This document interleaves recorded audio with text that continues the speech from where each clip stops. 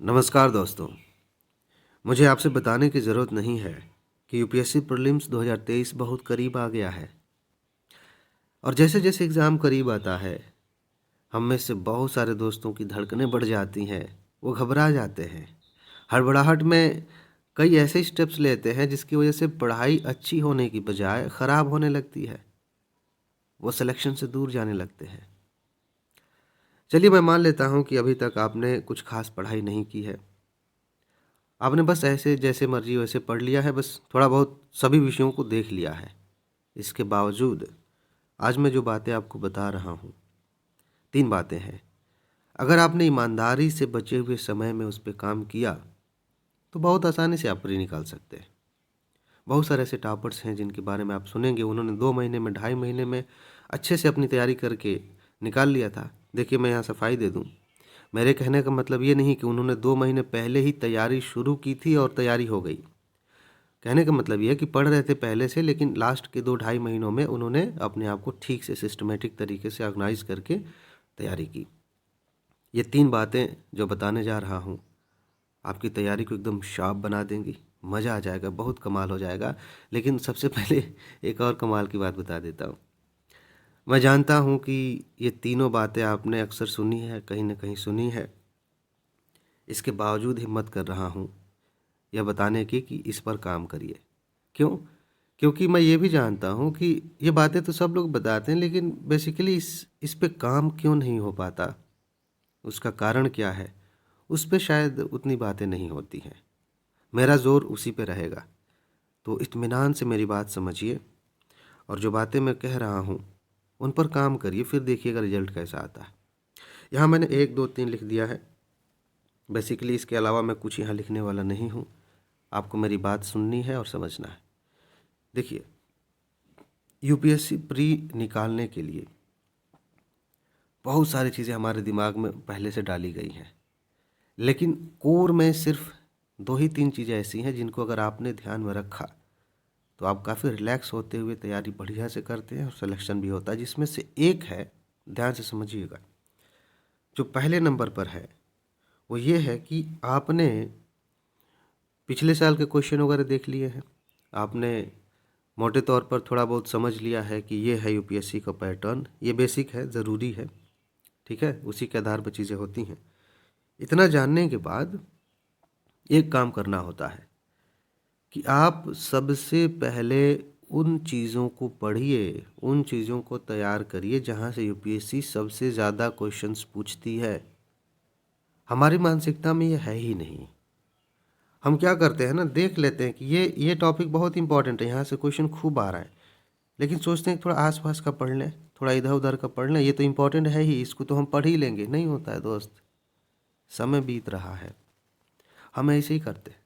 साथ ही साथ ये भी मानसिकता हो जाती है हमारी कि कहीं वहाँ से क्वेश्चन आ गया तो, कहीं उस किताब से प्रश्न आ गया तो, कहीं इस टॉपिक से क्वेश्चन आ गया तो। अरे भाई, ऐसे करेंगे तो दुनिया में इतनी सारी चीज़ें हैं जानने के लिए कि कई जन्म लेने पड़ जाएंगे और बातें ख़त्म नहीं होंगी। मैं सिर्फ विषयों की ही बात कर रहा हूँ, हिस्ट्री, ज्योग्राफी, पॉलिटी, इकॉनमी, इन्हीं सब की बात कर रहा हूँ, बाकी तो छोड़ दीजिए। हमें यहाँ पर अपने आप को रोकना पड़ता है, अपने आप से कहना पड़ता है कि मुझे नहीं पढ़ना है इससे ज़्यादा। फेल हो जाएंगे कोई बात नहीं, लेकिन यहाँ से यूपीएससी 80% 90% क्वेश्चन पूछ रही है तो 10% छोड़ते हैं ना। वो 10% के चक्कर में हम 90% छोड़ देते हैं। आप ये गलती मत करिए, ख़ास तौर से तब जब एग्ज़ाम करीब है। तो पहला नियम, पहला काम क्या है कि आप आइडेंटिफाई करिए। आइडेंटिफाई करिए उन चीज़ों को जहाँ से क्वेश्चंस बार बार पूछे जाते हैं। अब आप में से बहुत सारे दोस्त हो सकता है कि नहीं जानते हैं, तो मैंने आपका काम बिल्कुल आसान कर रखा है। टॉप 500 के नाम से सीरीज़ चल रही है, उसकी नोट भी आपको मिल रही है। जिनको नोट चाहिए वो जा सकते हैं, कमेंट बॉक्स में वहाँ लिंक है। लेकिन मेन बात समझिए, उससे क्या हो जाएगा, सारे विषयों को लेते हुए, करंट अफेयर को लेते हुए मैंने आपको बताया है कि बस इतना ही पढ़ लीजिए। ईमानदारी से सिर्फ उतना ही पढ़िए। एग्ज़ाम का वेट कर रहा हूँ मैं। जिस दिन एग्ज़ाम होगा मैं दिखाऊंगा कि कहाँ कहाँ से क्वेश्चन आए थे, ठीक है ना? तो ये उससे भी आप सहायता ले सकते हैं, खुद से भी कर सकते हैं। लेकिन यहाँ बाधा एक ही है। बाधा ये है कि यार ठीक है, ये तो पढ़ लिए हैं, लेकिन ये छूट रहा है, वो छूट रहा है, उसको भी कर लें, उसको भी कर लें। यहाँ अपने आप को रोकना पड़ेगा और कहना पड़ेगा कि जो छूट रहा है उसको छूटने दो। अगर महत्वपूर्ण नहीं है तो यूपीएससी के नज़रिए से इम्पॉर्टेंट नहीं है, सिर्फ आपको लग रहा है कि किसी ने चर्चा कर दी, किसी ने कह दिया कि अरे बहुत इंपॉर्टेंट है ये किताब, इसको पढ़ लो, ये मैगज़ीन बहुत इंपॉर्टेंट है, ऐसे नहीं, इस चक्कर में नहीं पढ़ना। आपने एक बार तय कर लिया है कि हाँ इतने से ही ज़्यादातर क्वेश्चंस आ जाते हैं, हमें 100 में से 50 क्वेश्चन भी सही हो जाएंगे तो सिलेक्शन हो जाएगा हमारा, तो हो गया। तो उसी हिसाब से टारगेट बनाइए। ये पहली चीज़ है, पहला नियम है जिसे आपको फॉलो करना है, नहीं तो फिर गड़बड़ हो जाएगा। इसके बाद आते हैं दूसरे पे, और दूसरा भी बड़ा कमाल का है। यहाँ पे दिक्कत ये होती है, देखिए पहले सीधा बता दूं कि दूसरा स्टेप क्या है। दूसरा है रिवीजन का। उस इंसान की क्या हालत होगी जिसको यही नहीं पता है कि कितना पढ़ना है, वो रिवीजन पे कब लौटेगा। सोच के देखिए, जिसको यही नहीं पता है कि कितना पढ़ लेने से चीज़ें हो जाती हैं, वो व्यक्ति कभी रिवीजन कर ही नहीं पाएगा। एक किताब पढ़ा, फिर दूसरी किताब पढ़ा, फिर पता चला कि एक और है, पीछे पीछे सब भूलता जा रहा है, फिर नई चीज़ें, नई किताबें, नई मैगजीन, नई न्यूज़पेपर, ऐसे चलता जा रहा है। ऐसे तैयारी नहीं होती। कम चीज़ें पढ़िए और बार बार रिवाइज़ करिए। अभी तक आपने जो पढ़ा है उसको रिवाइज़ करिए। बहुत सारे लोग एग्ज़ाम के एक हफ्ते पहले तक नई मैगज़ीन और किताबें उठा लाते हैं। उन्हें लगता है कि एक दो क्वेश्चंस यहाँ से आ जाएंगे, हो सकता है आ जाए, लेकिन बाकी के 98 क्वेश्चंस का क्या? उनके लिए कोई तैयारी है? नहीं होती। तो आप यहाँ थोड़ा फिसलने से बचिए। फिक्स कर लीजिए कि इतना ही पढ़ना है और बार बार पढ़ना है। उसमें भी जब आप रिवीजन करने बैठते हैं तो एक एक बाधा ये आती है मन में, यार ये एक और पढ़ लेते हैं, ये थोड़ा सा और पढ़ लेंगे तब रिवीजन पे आएंगे। आप अपने आप से ये कहिए कि जितना पढ़ लिया है ना, पहले उसको रिवाइज़ कर लेता हूँ या कर लेती हूँ। इसके बाद नए वाले को भी पढ़ लेंगे, उसको भी रिवाइज़ कर लेंगे। नया से मतलब मेरा इम्पोर्टेंस में जो इम्पोर्टेंट है उसी में से है, बाहर से नहीं।